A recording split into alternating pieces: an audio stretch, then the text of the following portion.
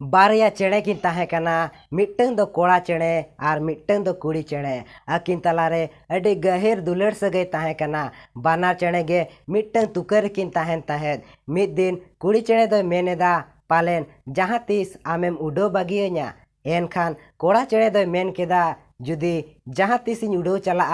आलम चलाव होचो냐 एनखान कुड़ी चेणे दो मेन केदा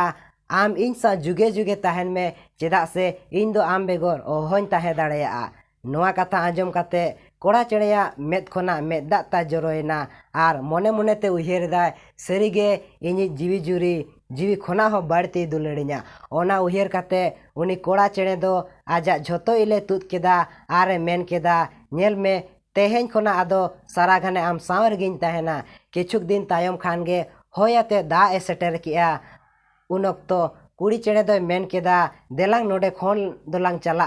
आर बांखान नुआ होय दाते बाना होड़ लांग गोज उतरवा एनखान कोड़ा चेड़े दो मेन केदा नितो इन्या मा इल बानुआ ओनाते इन दो बन उडो दाड़ेया आम उडो काते लगन चला में आर आमा जीवी बांचा में ओना आंजम काते उनी चेड़े दो ओंडे खोना किचुक संगीने उडो चलावेना किचु घड़ी तायम होय दा दो थीर केदा आर उनी चेड़े दो रुवड़ेना आरे नेल केदेया आजी दुलेड़िए जीवी जुरी कोड़ा चेड़े दो ओतरे न्यूर काते गोज अकान ताहेनाय आर ओतरे ओल होटोले ताहेना जुदी आमेम लई किया इन दो आम बागी काते बन चला एनखान पालेन बन गोज कोआ now the moral of the story जहाँ तिने गे जहाँ तुलुज दुलड़ सगै तोपल ताहेन रेहो मेद जापित काते मोनेरे पतियो आलम दोहोया सरी दुलड़ दो ओनागे कना